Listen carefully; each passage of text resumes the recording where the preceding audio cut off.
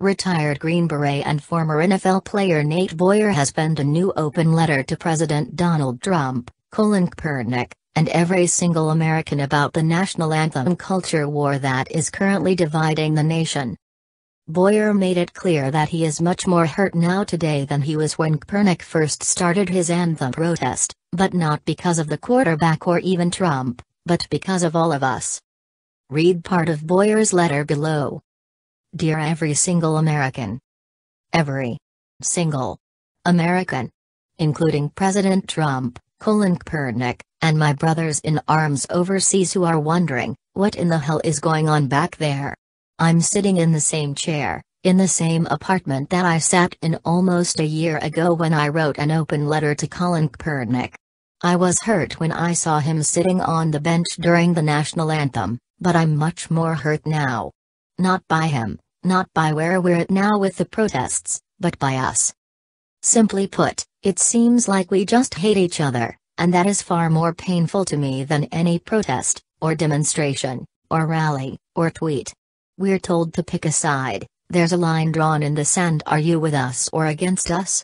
It's just not who we are, or at least who we're supposed to be. We're supposed to be better than that. We're Americans.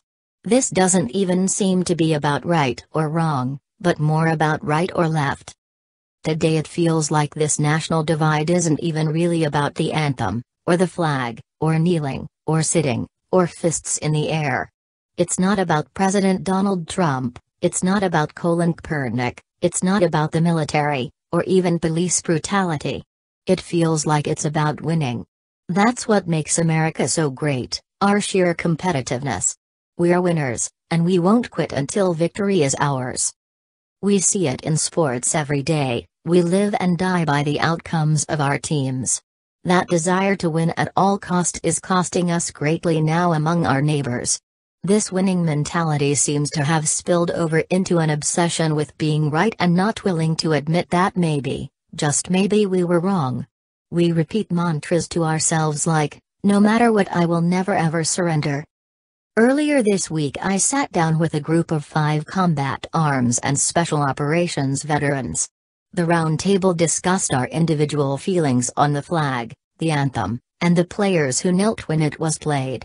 We all had very different takes, but what surprised me most at the end of the discussion was that we all agreed on one thing. Kaepernick and President Trump should be the ones uniting our country together. Wait. What? I know it sounds crazy, but maybe that's exactly what we need to see. Maybe that's how we start to heal. 2 men sit in a room and talk, simple as that.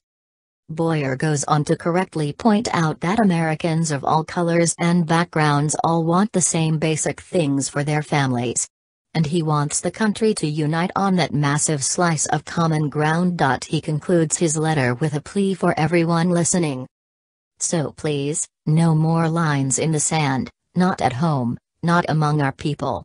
No more choosing sides, no more for or against. I believe our veterans will be called upon to lead the way in healing the world and solving its problems. Right now our country needs that more than I can remember, Boyer added. So I'll be here, standing in the radical middle, doing what I can to continue fighting for those that can't fight for themselves. Let's get this thing fixed together, you and me. I love you all with all my heart. Boyer previously made headlines when he penned an open letter to Kaepernick specifically in an attempt to express his feelings and better understand where the quarterback was coming from. That led to a meeting between the 2 men, during which Boyer suggested kneeling for the anthem might be somewhat more respectful than sitting.